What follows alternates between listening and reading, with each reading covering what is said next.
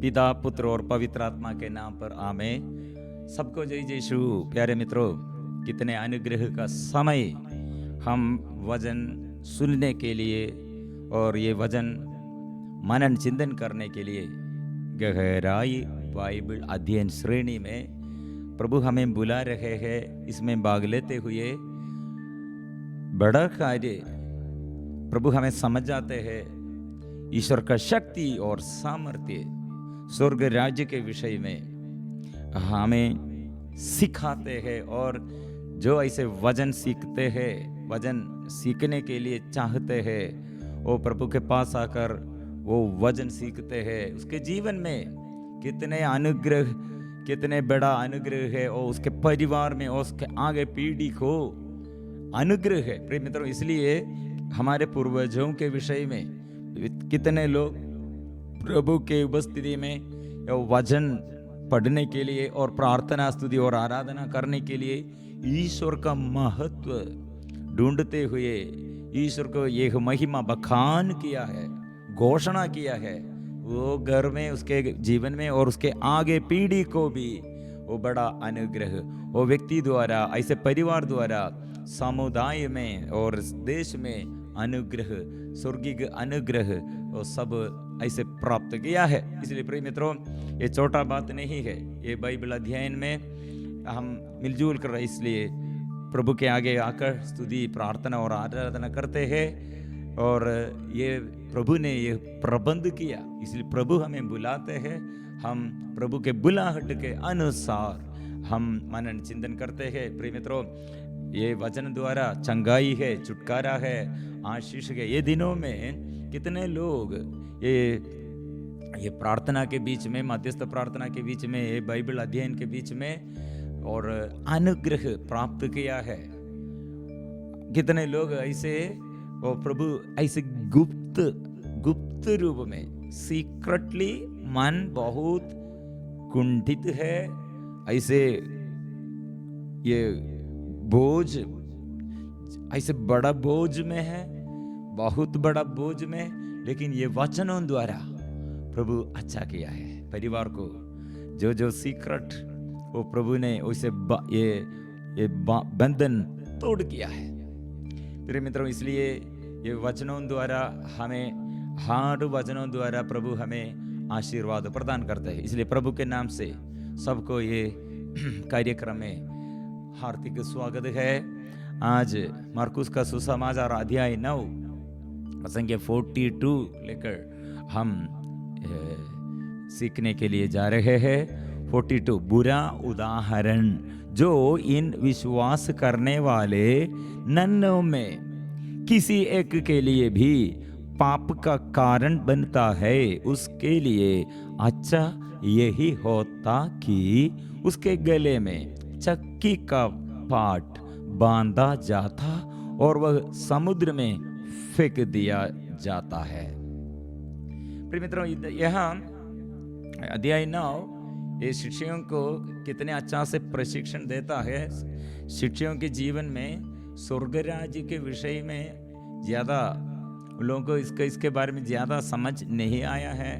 वे लोग फिर कौन बड़ा है, हम में कौन बड़ा है, इसलिए स्वर्ग राज्य में बड़ा कौन होगा, हम में, हमारे बीच में, शिष्यों के बीच में, शिष्य लोग हमारे बीच में कौन बड़ा है। प्रभु ने कहा, आप लोग क्या सोच रहे हैं? जो पहला होना चाहते वो सबसे पिछला और सबको सेवक बने।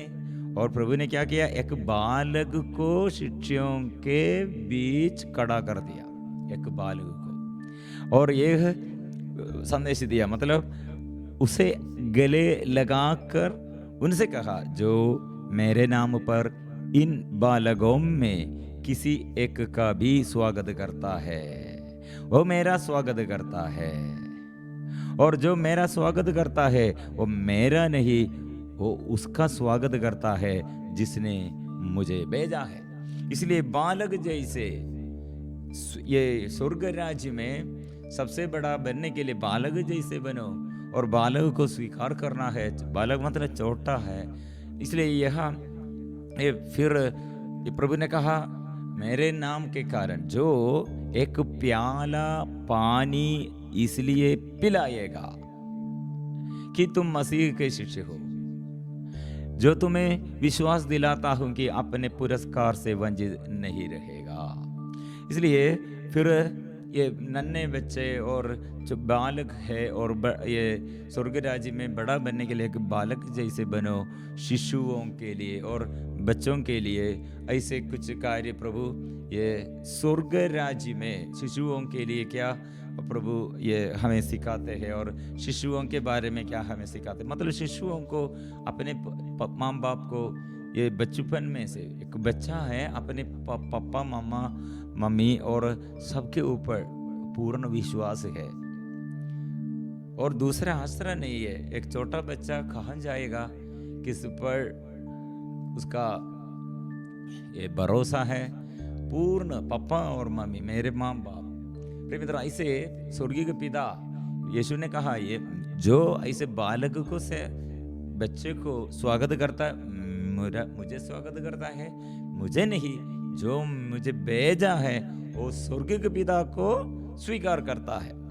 इसलिए प्रिय मित्रों, हमारे जीवन में, हमारे जीवन के एक बड़ा संदेश है, कितने छोटा हम, कितने दूसरों से हम ऐसे तुलना करने पर हम कितना छोटा है, लेकिन ये नन्हों में एक को भी नष्ट नहीं करना है, प्रभु यह चाहता है।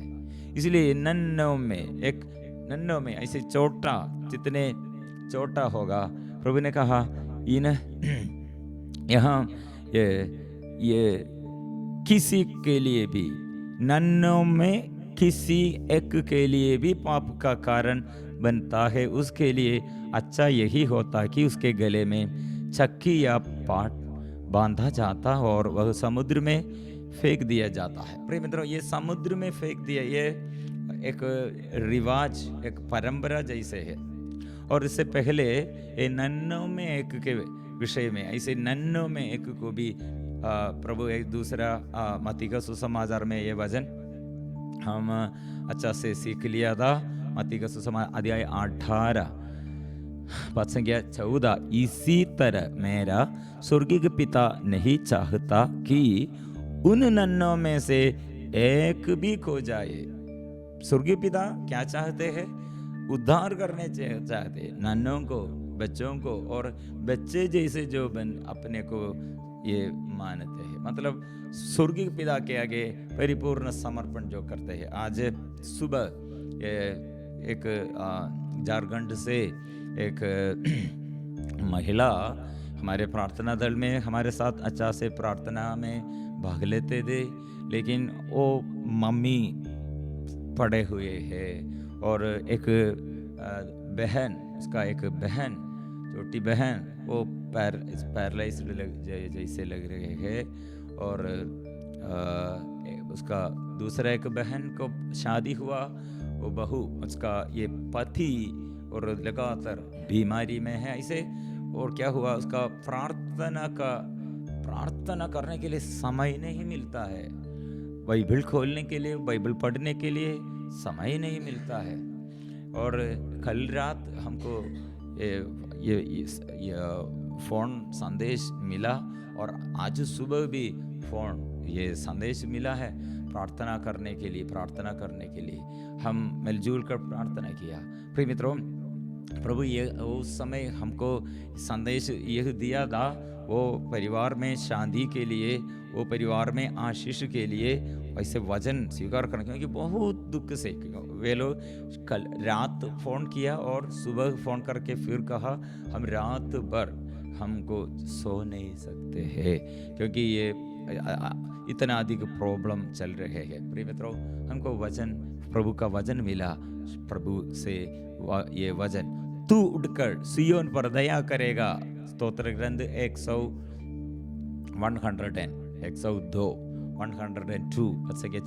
तू उठकर सियोन पर दया करेगा, क्योंकि उस पर अनुग्रह करने का समय यही है, निर्धारित समय आ गया है।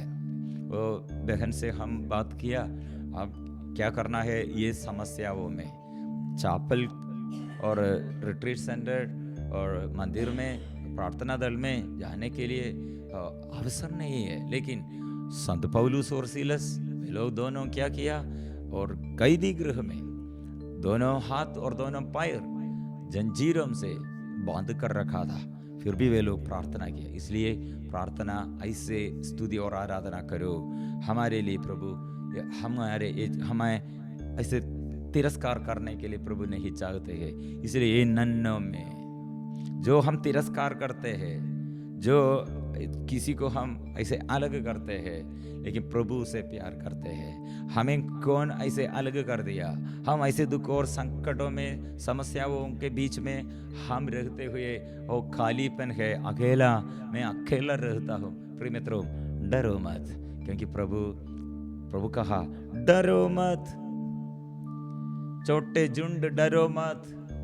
बड़ा संख्या में ज्यादा फायदा नहीं है, बड़ा संख्या, बड़ा जन समूह नहीं। अब छोटे हैं, अब छोटे झुंड, डरो मत। इसलिए हम वचन पढ़ते हैं जो ये समुद्र, मतलब प्रिय मित्रों ये हिस्ट्री, मतलब ये चक्की का, गले में चक्की का पाठ बांधा जाता, मतलब और समुद्र में फेंक दिया जाता। ये थोड़ा हिस्ट्री, मतलब इस्राएलियों के पिछले और पुराने नियम में इसके हमको समझ में आएगा। मतलब यहूदी लोग ये क्रोध, ईश्वर से क्रोध होने पर यहूदी लोगों के विश्वास के अनुसार ऐसे अधर्मियों के लिए, पापियों के लिए ऐसे एक सजा है, पनिशमेंट, मतलब समुद्र में उसे डालना है। लेकिन ये चक्की का पाट बांधा, मतलब ये बड़ा अनाज, गेहूं, ये सब पीस करने के लिए इसे बड़ा एक पत्थर है। लेकिन हम मनुष्यों को इससे काम नहीं कर सकते हैं। इसलिए इस गैरों से, इसलिए चारों ये वो गदहियों से ये पत्थर ऐसे ये चलाना है। ये पत्थर हमको चलाने नहीं सकते हैं। ये पत्थर ऐसे अनाज पीस करने के लिए, और ये पूरा ये बड़ा ये पत्थर ये मनुष्यों को नहीं सकते हैं, चलाने नहीं सकते। ये पत्थर चलाने के लिए गदही के और ये गले में ये बांध कर गदही ऐसे चलाते हैं। प्रिय मित्रों, ऐसे हम ये बड़ा कितना बोझ है एक पत्थर। ये पत्थर कहा गले में चक्की का पाटा बांधा जाता, ये समुद्र में फेंक दिया जाता। मतलब हम इसका उदाहरण, मतलब ये समझने के लिए, ये उन लोगों का ये विश्वास ये है, उन लोगों विश्वास ये है, मतलब हमारे प्रभु का ये हमारे प्रति प्यार, हमारे शत्रु को समुद्र में डाल दिया गया है। और निर्गमन अध्याय 14 पद संख्या 26 लेकर हम पढ़ते हैं। उस समय प्रभु ने मूसा से कहा, निर्गमन एक्सोडस चैप्टर 14 संख्या 26। उस समय प्रभु ने मूसा से कहा, सागर के ऊपर अपना हाथ बढ़ाओ, जिससे पानी लौट कर मिस्रियों, उनके रथों और उनके घुड़सवारों पर लहराए। मूसा ने नगर के ऊपर हाथ बढ़ा दिया और भोर होते ही सागर फिर भर गया। मिस्री भागते हुए पानी में जा घुसे और प्रभु ने उन्हें सागर के बीच में ढकेल दिया। समुद्र की तह पर इस्राएलियों का पीछा करने वाली फिरौन की सारी सेना के रथ और घुड़सवार लौटने वाले पानी में डूब गए, उनमें एक भी नहीं बचा। इस्राएली तो समुद्र की सूखी तह पार कर गए हैं, पानी उनके दाएं और बाएं दीवार बनकर ठहर गया था। इसलिए प्रिय मित्रों, समुद्र में प्रभु के भक्तों पर, प्रभु पर जो शरण लेता है और प्रभु जिसको प्यार करते हैं वो समुद्र पार करने के लिए, समुद्र के ऊपर, पानी के ऊपर से चलने के लिए और शक्ति और सामर्थ्य है। लेकिन अधर्मी को, पापी को, और ऐसे पाप जो किया है ईश्वर से दंड वो भोगता है, एक सजा, एक पनिशमेंट जैसे। इसलिए इसराइलियों के बीच में ऐसे एक विश्वास है। इसलिए नहमिया का ग्रंथ में फिर ये नहमिया ऐसे प्रार्थना करते हैं। नहमिया अध्याय 9 पद संख्या 11, तूने हमारे पूर्वजों के सामने समुद्र को 2 भागों में विभाजित किया और उन्होंने उसे सूखे मार्ग से पार किया, जैसे कोई महासागर में पत्थर फेंक देता है। तूने उनका पीछा करने वालों का जलगर्त में डूबा दिया है। इसलिए पत्थर कैसे उन लोग ये पानी में गिर गया है, मतलब उनका जैसे कोई महासागर में पत्थर फेंक देता है। पत्थर फेंक देता है मतलब उसको बजने, मतलब वो फिर ऊपर आने नहीं सकते पत्थर, वो नीचे, और इसका बोझ के कारण फिर बजने नहीं सकते हैं। इसलिए जैसे कोई महासागर में पत्थर फेंक देता है, तूने उनका पीछा करने वालों को जलगर्त में डुबा दिया है। मित्रों, ये सारांश है। इसलिए प्रभु हमारे जीवन में हमारे साथ रहकर और हमें कितने संरक्षण देता है। इसलिए हम कितने ध्यान से जीवन बिताना है और प्रभु का संरक्षण के लिए, प्रभु से आशीष पाने के लिए कितने भयभक्ति से प्रभु के पास हम जीवन बिताना है। और प्रकाशना ग्रंथ अध्याय 18 पद संख्या 21 में हम पढ़ते हैं, तब एक बलवान स्वर्गदूत ने चक्की के बड़े पाट जैसा एक पत्थर उठाया और यह कहते हुए समुद्र में फेंका, महासागर बाबुल इसी वेग से गिरा दिया जाएगा और उसका फिर कभी पता नहीं चलेगा। इसलिए प्रिय मित्रों, ये सब ये प्रभु ने ऐसे ये शब्द क्यों ऐसे देता है, मतलब वो ये इसका ये प्रभु का प्यार और प्रभु से जो विमुख हो गया उसके जीवन में एक क्रोध के कारण कैसे उसके जीवन में सजा और उसके जीवन में कैसे उसका अनुभव है वो हमें सिखाते हैं। इसलिए प्रभु यहाँ जो पाप करते हैं और पाप के लिए दूसरे के व्यक्ति को पाप का कारण बन जाते हैं और दूसरे एक व्यक्ति को पाप में गिरने के लिए ऐसे माध्यम बन जाते हैं, उसके विषय में प्रभु बहुत बड़ा सूचना देता है। सूचना बहुत बड़ा, मतलब जो पाप किया और जो पाप को प्रेरणा दिया वो सब पाप के इस परिणाम क्या है? मृत्यु है। और इसलिए ये भयानक है।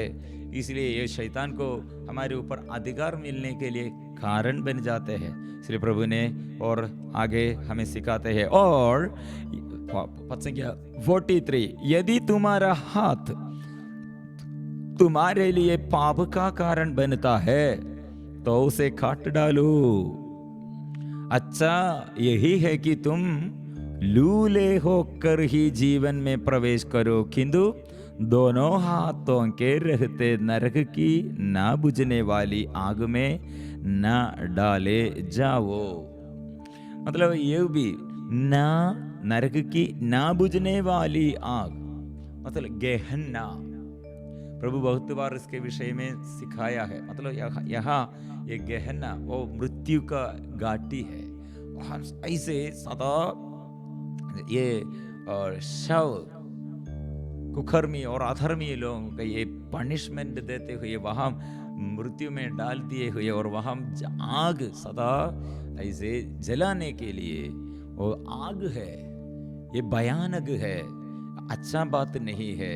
इसलिए वहां सदा ये धुआं वो जलते रहे हैं, इसलिए धुआं ऐसे निकलते हैं।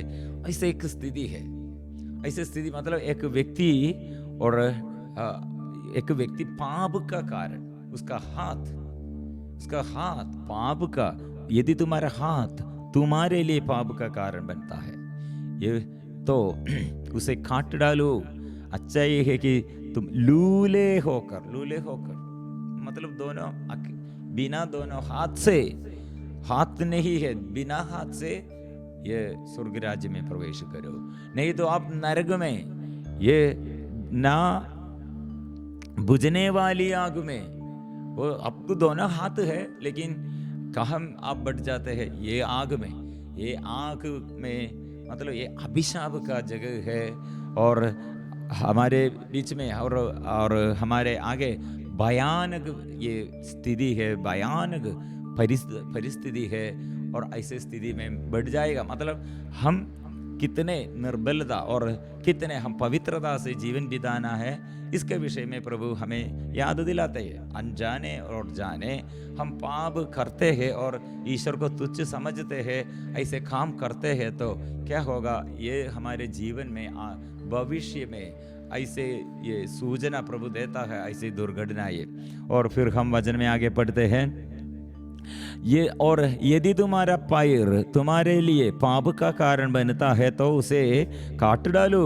अच्छा यही है कि तुम लंगड़े होकर ही जीवन में प्रवेश करो, किंतु दोनों पैरों के रहते नरक में ना डाले जाओ। मतलब अभी भी दूसरा प्रॉब्लम, हमारे ये हाथ मतलब हमारे कर्म द्वारा, पैर मतलब जो जो जगह में हम जाते हैं, हम निर्णय लेते हुए जो जो कार्य करने के लिए हम निर्णय लिया, और हम क्या कार्य करने के लिए हम जो जो संघ में और जो जो समुदाय में और जो जो ये क्षेत्रों में पाप के ये समझौता रख कर ऐसे एग्रीमेंट, ऐसे लोगों के साथ हम व्यवहार करते हैं, वो बड़ा बाधा है, ये बड़ा बाधा है। इसलिए पाप का कारण बन जाते हैं और पाप में गिर जाते हैं और पाप हम में इन्फ्लुएंस करते हैं।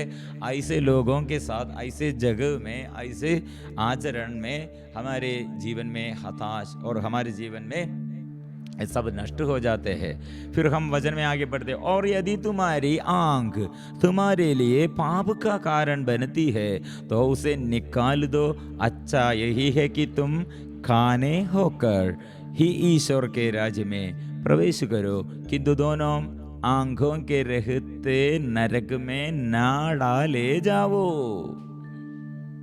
ये तीन बात हमारे ये सूचना हमारे आगे ऐसे वार्निंग सूचना प्रभु देता है। वो दोनों हाथों और पैरों और हमारे आंखों से, प्रिय मित्रों, ये तीनों ये कितने हम ये सुरक्षित रखना, मतलब पाप से अलग और पवित्रता में अशुद्धता छोड़कर, और हम कितने हमारे ये व्यवहार लोगों के साथ जो बात करते हैं और जो बात हम जो कार्य हम देखते हैं और जो कार्य हम करते हैं, जो जो जगह में ऐसे व्यवहार हम करते हैं, प्रिय मित्रों, दुष्टों के साथ हम रहते हैं, ऐसे व्यभिचारियों के साथ हम रहते हुए, व्यभिचारियों के साथ, ऐसे अविश्वासियों के साथ, ऐसे देव मूर्ति के आगे, देव ये तंत्र मंत्र के और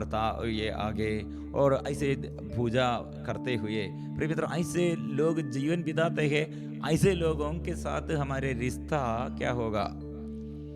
ऐसे रिश्ता आज एक माम 30 उम्र में उसका पति मर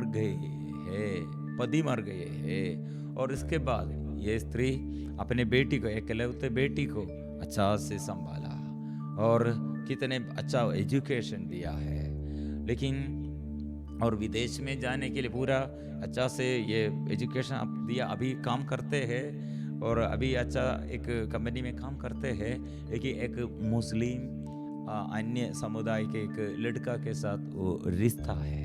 वो लड़की ने माता से ये कहते हैं, माँ आप मुझे बहुत प्यार किया, लेकिन ये लड़का मुझे ये शादी करने के लिए चाहते हैं, ये हमारे धर्म के अनुसार नहीं, वो मुस्लिम है, मैं क्रिश्चियन। वो क्या कहा है, वो कोई बात नहीं, कोई बात नहीं, हमको प्रॉब्लम हमको बाधा नहीं।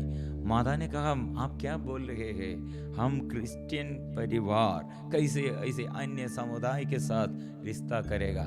ऐसा थे उन लोग ये हमारे समुदाय में जोड़ने के लिए, ये बपतिस्मा ग्रहण करने के लिए, यीशु पर विश्वास करने के लिए वो नहीं तैयार नहीं है। वो लड़की, वो लड़का कहा आप क्या कौन सा विश्वास में आप जीवन बिताते हो। उसका पापा मम्मी और सब लोग, उसका वो लड़का के परिवार बोला हमको प्रॉब्लम नहीं, आपको क्रिश्चियन विश्वास है तो आप क्रिश्चियन विश्वास में विश्वास कीजिए, लेकिन पूरा शादी और सब हमारे मुस्लिम विश्वास के, मुस्लिम धर्म के अनुसार करना है। ऐसा है तो क्या लाभ है प्रिय मित्रों। लेकिन ये वो मम्मी बहुत ये दुख में है। हम प्रार्थना करने के लिए, और ये संदेश, ये हम सब प्रार्थना करने का संदेश है। मतलब ऐसे हमारे सुलेमान का प्रॉब्लम यह था, अन्य दूसरे धर्म से लोगों के साथ रिश्ता शुरू किया, शादी संस्कार वो सब करने के लिए, और मिस्र विवाह प्रभु ने मना किया था, लेकिन वो किया है। वो कितने बाधा है, कितने ज्ञान नष्ट हो गए हैं, हमारे बच्चों को ये ज्ञान नष्ट हो गए हैं, हमारे ये आगे पीढ़ी को इसके विषय में ये विश्वास नष्ट हो गए हैं। प्रभु का भक्त इसलिए क्या अनुग्रह प्रभु से प्राप्त करना है, लेकिन प्रभु से छोड़कर कितने अभिशाप का कारण बन जाते हैं, हमारे बच्चों को इसके विषय में मालूम नहीं है। प्रिय मित्रों, इसलिए हम पाप से अलग रखना, और हम एक दूसरे को पाप का कारण नहीं बनना है। हमारे मुख से ईश्वर का नाम व्यर्थ रीति से और तमाश ऐसे मजा और जोक जैसे ये बात ये नहीं करना है। स्वर्गदूतों के विषय में, संतों के विषय में ऐसे निंदा नहीं करना है। सेवकों के विरुद्ध बात नहीं करना है, और सेवा हम करना है, और ईश्वर को महत्व देना है। ईश्वर को नाम की महिमा हम स्वीकार करना, हर दिन ऐसे करो। ऐसे हम ये विश्वास करते हुए एक दूसरे को प्यार करते, घमंड मत करो। एक दूसरे को कमी और कमजोरी में हम क्या करना है, और हम मदद करना है, और हमें इसमें ध्यान देना है। दूसरों के आगे हमारे रिश्ता ऐसे पवित्र आत्मा को मिलने के लिए, पवित्र आत्मा को बढ़ने के लिए हम ध्यान रखना है। बहुत तेरी लोग पवित्र आत्मा को कैसे नष्ट किया, एक दूसरे के साथ व्यवहार वो गलत बैर करते हैं। कोई गलत हमारे विरुद्ध किया, हम प्यार नष्ट करते हैं, और हमारे आगे नन्हों के लिए, मतलब छोटा हमारे हमसे छोटा है उन लोगों को बहुत बड़ा प्यार प्रभु ने ऐसे किया है। ऐसे हम प्यार करना है, दया और अनुकंपा। छोटे झुंड डरो मत, प्रभु ने कहा। ऐसे अनपढ़ लोगों के लिए, ऐसे लोगों के लिए हम सेवा करना है ईश्वर के प्रति। इसलिए प्रिय मित्रों, हम धन्यवाद के साथ आज के ये वचन के लिए, ये संदेश के लिए, प्रभु ऐसे स्वर्ग राज्य में प्रवेश करने के लिए तूने कितने हमें समझ आया है, और स्वर्ग राज्य हमको कैसे नष्ट हो जाते हैं ये समझने के लिए हमारे आंख से और कान से, पैर से जो काम किया, जो हम देखा है, जो निर्णय लिया है, जिसके साथ ऐसे पाप का व्यवहार किया है, प्रभु हमको ये पाप से अलग रखने के लिए, प्रायश्चित और पश्चाताप करने के लिए, मन परिवर्तन के लिए प्रभु हमको अभिषेक दे। हम मिलजुल कर अभी प्रार्थना करेंगे। हे स्वर्गीय पिता, हम दुर्बल बच्चे हैं, हम अनपढ़ लोग, और हमारे बीच में अधर्म बढ़ते रहे हैं, हमारे बीच में समस्याएं बहुत है। हम हमारे ये सब निवेदनों पर प्रभु आपसे आशीष हम मांगते हैं। हमें अच्छा ज्ञान दीजिए, तेज बुद्धि चाहिए, स्मरण शक्ति चाहिए, पवित्र जीवन बिताने के लिए विनम्रता का अभिषेक, और भजन पढ़ने के लिए उत्साह, और पाप छोड़ने के लिए विनम्रता हम सबको दे। हे माँ मरियम, हे स्वर्गीय पिता, और यूसुफ पिता, और हमारे नामदार संत, स्वर्गदूत, साध, शहीद, ओम हमारे लिए प्रार्थना कर। आमीन।